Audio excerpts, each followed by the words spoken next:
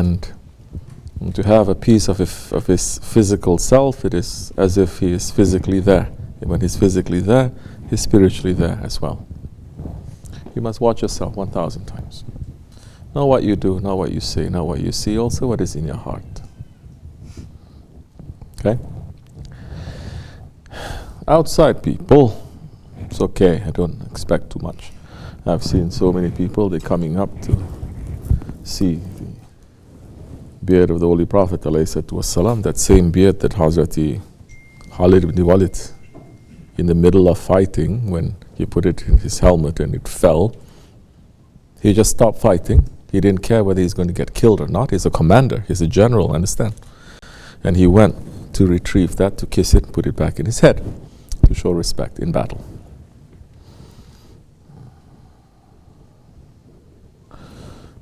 And they were doing so many things, and everything that they were doing in this life, it is showing respect to Allah and His Prophet. Yes, even with battle. Now there is no tie between anything that we're doing in this life to Allah and His Prophet. It's as if life is different and religion is different. It's come to that amongst the Muslims. Yes, they used to go to battle carrying the Sakal Sharif. They used to go battle carrying the Sanjak Sharif. And when, so many times when other things is not really working, the Sultan, the Padishah, the Khalifa himself would write a letter pleading to the Prophet, addressing to the Prophet ﷺ, to be sent to an emissary who is going to go to the Prophet's tomb to present it to him and to put it there. When the Wahhabis, they plundered the tomb of the Prophet, they found those letters, and that's when they say, this is why we must kill all of you, because don't you see, your own Khalifa is making shirk, asking Prophet, not asking Allah. So they have a very intense private and also public display of their faith. They are not like snakes, which believers in these days have to be like, hiddenly coming out, hidingly coming back. So he had manners, and the manners that we have to display, especially in this Dergah, if you cannot carry it, I don't care who you are, then you're going to hear it from me. Okay? We have to watch. Now, if you cannot watch yourself, you must sit down and say, why did I fall into that heedlessness, that split second that I forget that He is there? How can you? It doesn't mean that you become robotic. It means that now there is, you know that there is a presence. The hadra that we're making, it is also coming from that, the presence, the holy presence. Once in a while we're making, but we didn't make hadra yet. Seeing so many of you, you're not putting yourself. Yeah. Why you don't have passion for hadra? We're not doing it for 6 hours or 3 hours or 1 hour. You move your body for the sake of your nafs with so much passion. Why are you not making hadra with some passion at least? Huh? You cannot make the zikr with passion to listen to you. Allah, Allah, Allah. You're not saying Allah as if your heart is going to stop, as if your life depends on it. This takes some training, but we're doing that every week. Understand? They're saying, if you don't put passion in the way of Allah, we're going to cause you to have, shall we say, use that word, anxiety. Yes, anxiety for this dunya. Small things will make you to become, will shake your heart. Because your heart is not shaking for Allah's sake.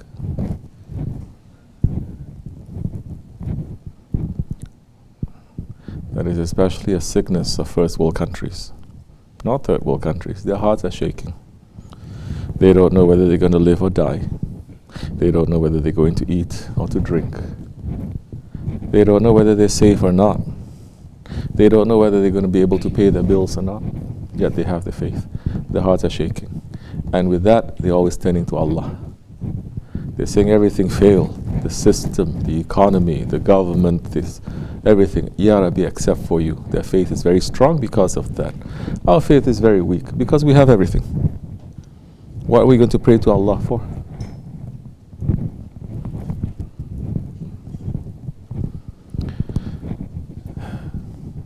There's no real sense of community helping each other also. So you're going to cry only for yourself.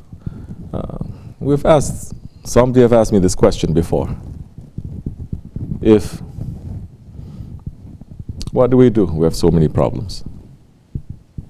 I said, have you ever tried, when you have so many problems, to just put it aside to help someone else who have more problems than you?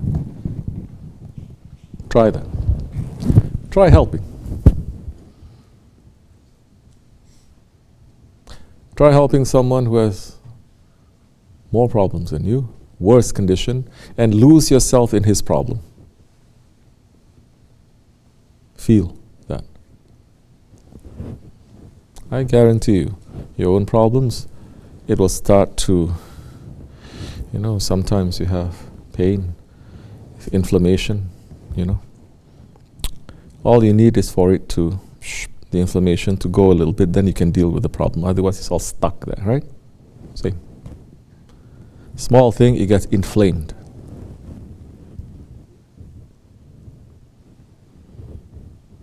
So in a situation where there's a lot of problems everywhere and you're trying to help, this, your own problems in comparison will become different, more manageable.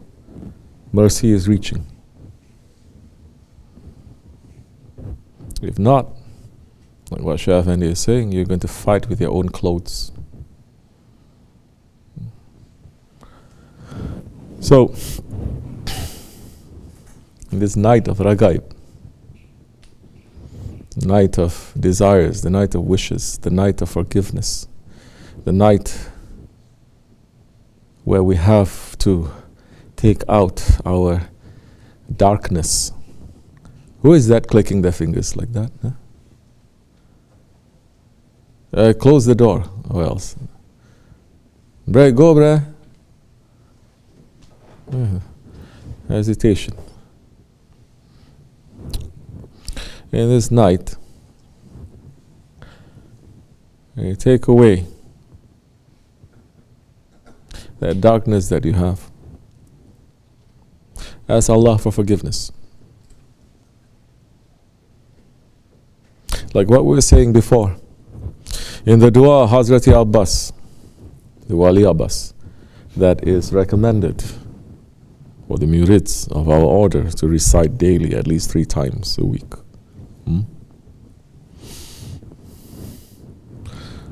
Who are there? Who are here? Yes. Say the English translation so that everyone can understand. Loudly.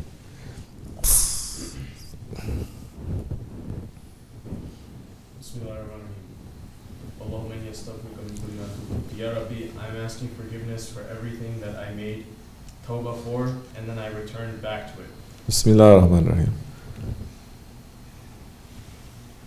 You're asking Allah for your own insincerity and hypocrisy.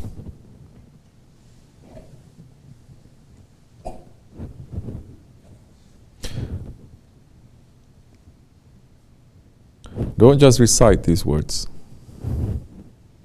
Understand what is the meaning of these words. Fit it to your own experience and ask, what is it that you have asked Allah to forgive you and you return? Oh, so many. What? This.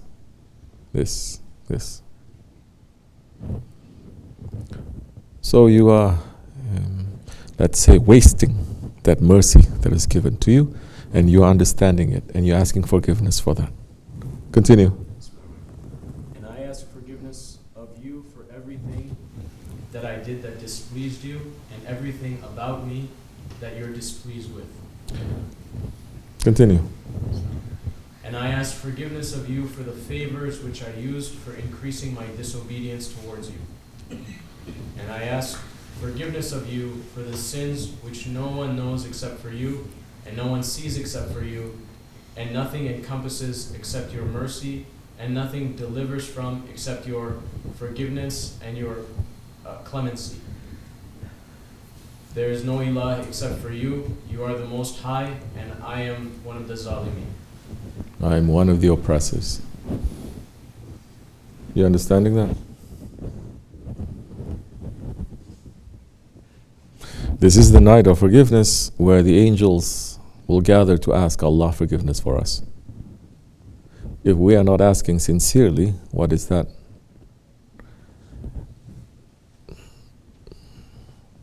We're not going to benefit, and we will return to those wrong things that we are doing. And we're going to be responsible for it. We're not children anymore. We're not. We're adults. The children, whatever they do, you cannot punish them. The adults, whatever you do, you cannot get away with it. So this is concerning Allah. You knowing that. Whatever concerns Allah concerns the Prophet ﷺ.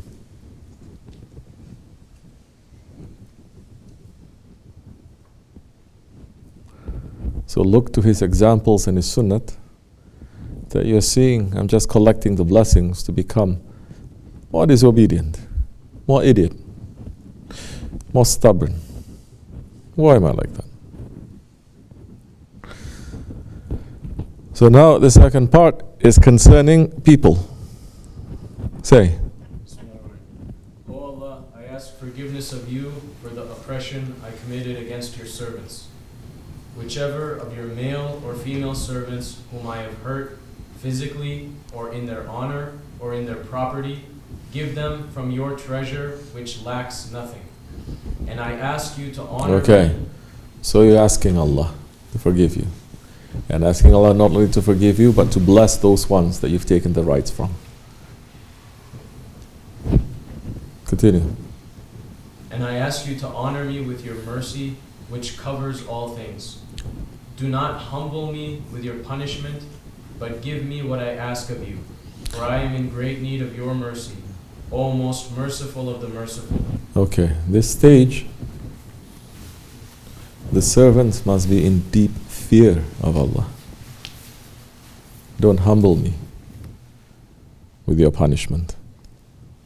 You're not going to get that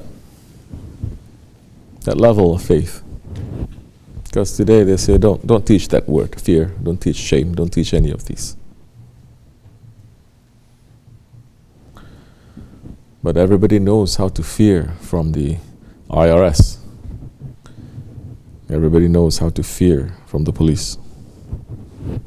So you still have fear. Everybody knows how to still have shame if it hurts them in their public profiles. People know that. Allah. We must know. We must feel a little bit.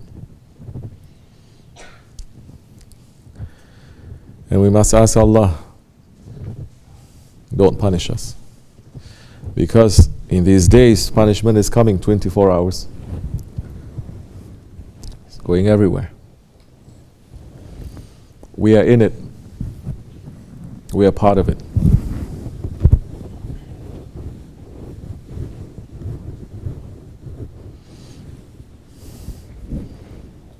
Every time it strikes you, especially those ones who have problems of that, it strikes something is, you keep imagining things, or you think this is going to happen, or this is going to happen to you, your loved ones, your children, whatever.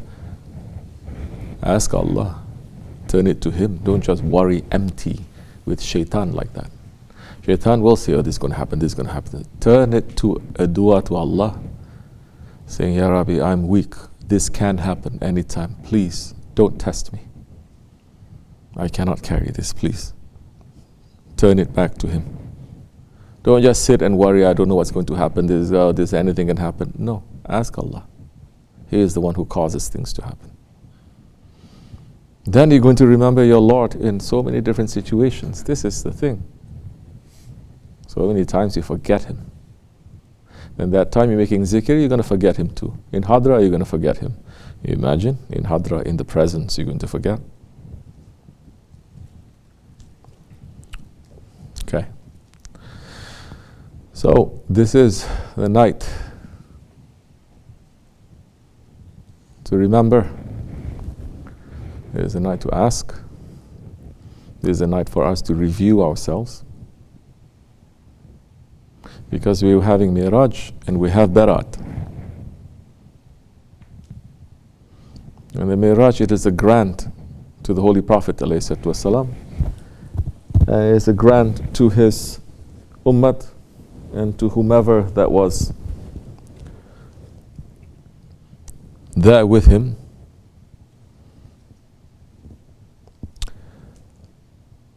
Spiritually, that he's taking. But the Barat, it is for the entire nation, that it is a day when every action, every intention